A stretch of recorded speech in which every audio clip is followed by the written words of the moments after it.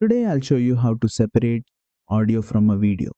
Perfect if you want to replace, edit, or completely remove the original sound. Let's jump in. First, open your project in Clipchamp and select the video clip you want to work with. It should be sitting on your timeline. Now, go to the audio tab on the right side panel and you can see that we have Detach audio option. Click on it. Once you do that, you'll see the audio drop down into its own track right below the video. It's now completely separate, so you can move it, edit it, or delete it without affecting the video itself. Additionally, you can also right click on your video and from audio option, choose Detach Audio. Your audio will be instantly separated.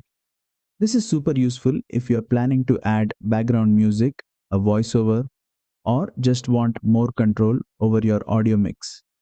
And that's it. Detaching audio in Clipchamp is simple but powerful for fine-tuning your edits. If you found this helpful, don't forget to like, share, and subscribe for more quick and easy Clipchamp tutorials.